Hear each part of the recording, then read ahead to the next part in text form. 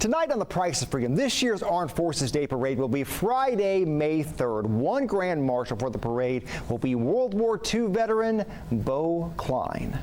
I was born right here in Chattanooga. Is that right? Right down there on Macaulay Avenue. Just before high school, his family moved to Illinois. In 1943, he was working to help pay for college, but he and a buddy decided they wanted to go fight in World War II. Things weren't going real good in the war, you know, and he and I decided we better get on up there and volunteers. He was sent to Texas to train, then to Europe. He was a navigator in a B-26. We were called Tactical Air Force. We bombed right out ahead of the troops. Railroads, marshalling yards, supply dumps, things that were really right up near where the troops were, you know. He got to Europe in August 1944. He was 23 years old. And I was the old guy of the crew. Everybody was younger than me. In December, during the Battle of the Bulge, the weather was so bad they couldn't fly missions. 2 days before Christmas, and things cleared up.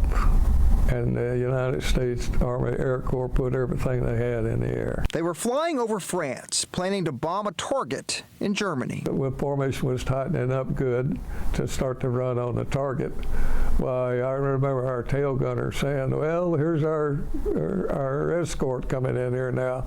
But it turned out to be German fighter planes. And so they hit us right when we was forming up to make the run on the target. And we were one of the first knocked out. They were hit behind enemy lines. I grabbed my rosary in one hand and got that handle of that chute on in the other. He says some crew members didn't survive the plane being shot down. Scared to death.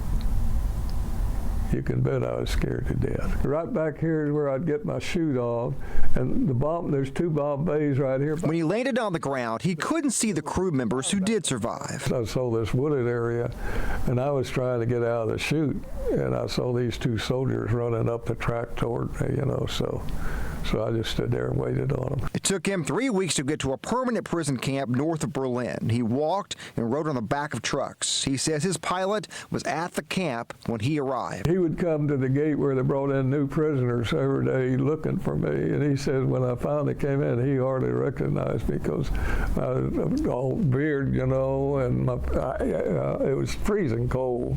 My hair was frozen. At the camp, they didn't get much to eat. Mr. Cline says they were always hungry. Got black bread and sometimes a little cheese, always got black bread, and sometimes with coffee or tea. That's about it. He was in that prison camp for 8 months. He says they were miserable at times, but he says he was not mistreated. You'd bunk with somebody next to you so that way you had two blankets. See, this is in the wintertime. It was cold. There was no heat. It was just wood barrack is what it was.